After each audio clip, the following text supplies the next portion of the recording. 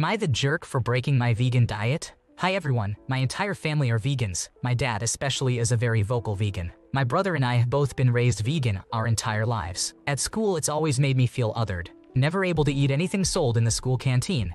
At friends' birthdays, never able to eat a piece of cake with my friends, or have to be the one who says, we can't go to that restaurant, they don't serve any vegan food. Always having to explain why I'm not allowed to try a bite of their sandwich. They aren't huge things, but they are things that make me stick out. Since I'm an awkward guy anyway, it just doesn't help me socially. So when we moved cities and I joined a new school last Monday, I decided that I'm not going to follow the vegan diet while I'm at school. I kept this to myself because I know my parents wouldn't support it and would be angry. When at home or with my parents, I will follow the vegan diet, but if I'm out with my friends or at school, I'm not going to. In my mind, this was respectful of my parents' wishes. No meat in the house or around them, but myself is different. My brother and I both go to this new school.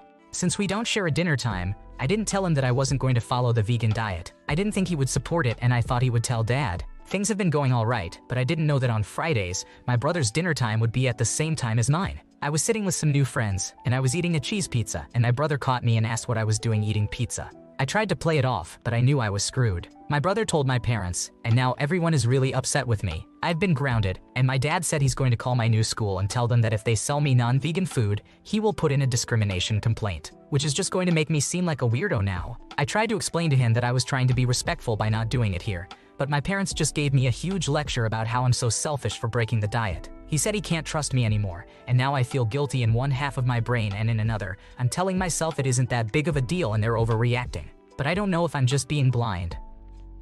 I think you are not in the wrong here. Your parents are the kind of vegans that make other people hate vegans. It sounds like veganism is not just a diet in your family. It's a religion, a moral code that your worldview is built around.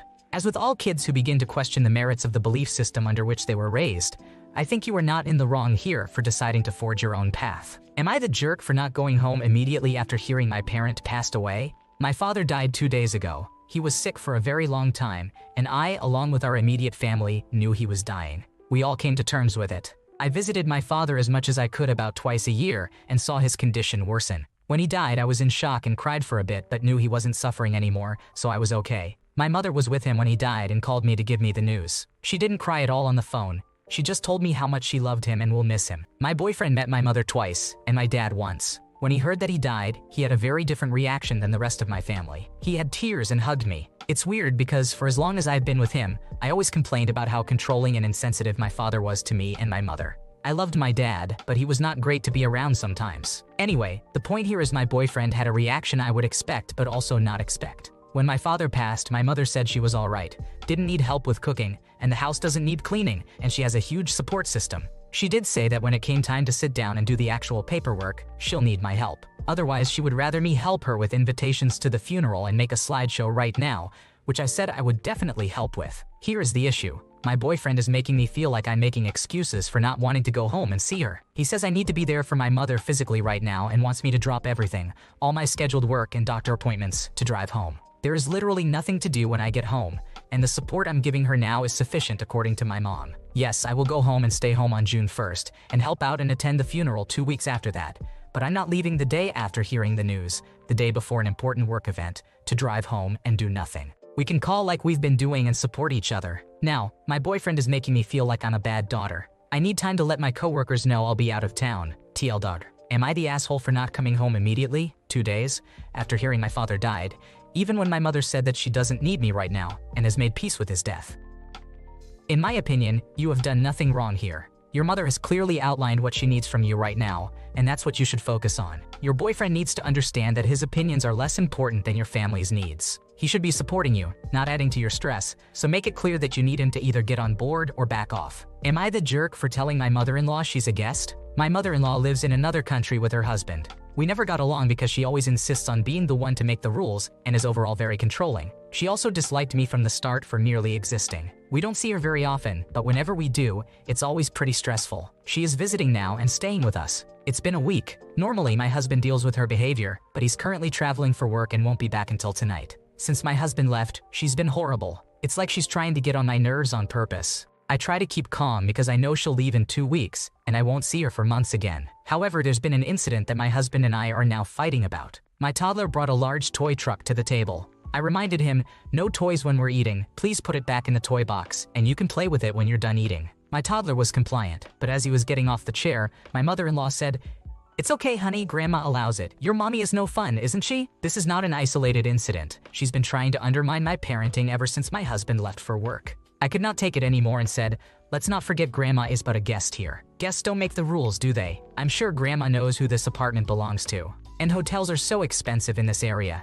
I admit my tone was mocking, and I was referring to the fact that I alone own our home. She was red and called me disrespectful, but did not escalate it any further. The same evening, my husband is calling me furious, asking how dare I tell his mother she's not welcome here. I told him the full story, and he was still upset, claiming I should have handled it better and kept peace. He said he can't even leave for a few days without us getting in a fight in front of the kids. I told him, "Why don't you say that to your mother?" I also told him this is the last time I'm allowing her to stay over. She can live in a hotel or not come at all for all I care. She has to act like this. I refuse to feel so uncomfortable in my own home. I also told him I'm going to my parents' lake house this weekend because the weather is so nice and I want to relax. However, my mother-in-law is not welcome to join. He has 3 options: go with us, try to convince the kids to stay home with him and my mother-in-law so that I could go alone, or I go with the kids, and he stays with my mother-in-law. He told me it's very rude not to invite my mother-in-law. She would love to go to the lake. I said maybe, but she's the one I need a break from. He called me a petty asshole. I sure am petty, but I don't think I'm the asshole here.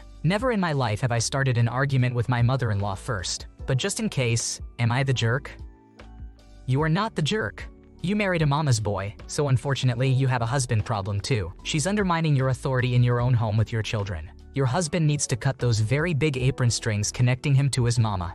You were right to put her in her place, and don't let mother-in-law be there when your husband is not ever again. Am I the jerk for separating my finances from my spouse because they won't stop giving their parents money? My husband and I have been together for over 9 years, and the idea of separating our finances never crossed my mind until this past year. I am the saver and he is the spender. Initially, I wasn't bothered by this as we both had 2 incomes and were living comfortably. His family has always borrowed money from us, but they rarely ever pay it back. Personally, I don't lend money, not even to family, but I don't stop him from lending to his. A few years ago, my husband was in a bad car wreck and can no longer work, so I became the sole breadwinner. He now receives disability, but that was a 4-year process. During that time, we depleted our savings and came close to losing everything. Our debt piled up, and there was little I could do. When he received his back pay, I only asked him to pay off his vehicle loan, in which I had already paid over $50,000 in the past few years, and put some in savings. However, he did neither. Instead, he spent the money, loaning over $10,000 to his family and not contributing anything towards our existing debt. Around a month ago, I noticed over $700 missing from our savings and asked him what happened. He confessed that he had lent it to his parents. Despite a massive argument after the first incident, he continued to lend money to his parents. Yesterday, I discovered another $1,000 missing from my account, given to his parents. I was seething with anger. I informed him that from that day on, I was cutting off financial ties with his parents. I would cover half of the household bills and our food expenses, but nothing more. If he wanted to give all his disability money to them, that was his decision. But I wouldn't work 60 hours a week only for him to give our money away. Am I the asshole for withdrawing all the money I had deposited and opening a new account that he doesn't have access to? He believes I am, stating that I should want to keep his parents happy. I want them to be happy, but I'm not willing to fund their happiness. I think you are not in the wrong here. Separate your finances and check your credit. Who knows what he might have opened in your name? If he's stealing money, he's probably comfortable racking up credit card debt and ruining your financial future together. Marriage counseling and a financial advisor are essential, and he might need individual therapy to cut the financial cord with his parents. Am I the jerk for not changing my name for my parent after they spent the last 18 years hating it? When my parents were expecting me, my mother decided to name me Catherine Elizabeth. She felt strongly about the name Catherine, and Elizabeth was a family name on both sides, so it was a kind of compromise name. Neither parent loved it, but my mom didn't like any of my dad's choices for a middle name, and my dad didn't like Catherine. With my mom saying no to the middle name, they decided to use a mutual family name. During my birth, my mom suffered many complications. She was rushed for an emergency cesarean section and ended up needing multiple blood transfusions. She was out of it for a couple of weeks. During that time, my dad decided he was going to name me what he wanted since my mom cut him out of choosing my first name. I ended up with a name my dad loved, but my mom hated it. She had no say in the name. By the time she was healthy enough, they were told they would need to pay to change it. Mom was bitter. My parents are still married but never recovered from it, and I completely understand. My mom felt betrayed and is angry that he went against what she wanted while she was at her lowest point. The thing in all of this is I love my first name. I got the middle name Elizabeth still. I don't care for that either way, but I love my first name, even though my mom hates it. She always wanted me to be Catherine. And after I turned 18 a few weeks ago, she asked me to let her pay now for me to change my name. She said she regrets not doing it when I was a baby, but she admitted my name makes her so angry and brings the betrayal up to the front of her memory, so she would love for me to wear the name she chose now. But I hate Catherine. I don't want to be Catherine. This really upset my mom. She thinks my name is dumb. It's unique and not common in the United States as a name, and I admit it's not for everyone, but it is for me. I'm glad I ended up with my name over Catherine, but I know my mom is struggling with that realization. She really thought I would want to be Catherine when I turned 18 and would be glad to do it with her offer to pay. And she told me how disappointed she was and asked me if I would consider it for her. I told her if I did, it would make me unhappy. She got kinda mad at me and implied she felt betrayed all over again. Am I the asshole?